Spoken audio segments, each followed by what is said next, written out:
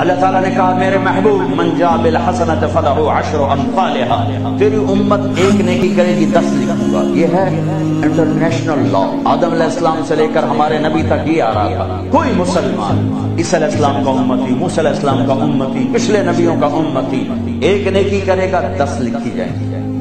تو میرے نبی کہتے ٹھیک ہے یار، ٹھیک سب کے ساتھ جیسا ہمارے ساتھ بھی ایسا.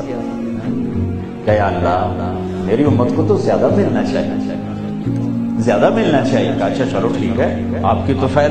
من ذا الذی یقرض اللہ قرضا حسنا فیضاعف له اضعافا کثیرا، کوئی ہے مجھے قرضہ دے کہ میں کئی گنا کروں؟ تو کئی گنا میں وضاحت نہیں تھی، تو پھر آپ نے عرض کیا اللہ کچھ اور ہو جائے.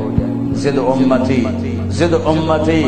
تو اللہ نے تیسری آیت اتاری مثل الذین ينفقون اموالهم فی سبیل اللہ کمثل حبۃ انبتت 7 سنابل فی کل سنبلۃ 100 حبۃ واللہ یضاعف لمن یشاء واللہ واسع علیم. اے میرے محبوب تیرا امتی 1 روپیہ خرچ کرے گا 700 لکھوں گا. ایک پہ 700 گنا ٹھیک ہے کہ نہیں؟ زد امتی، اور دے اور دے.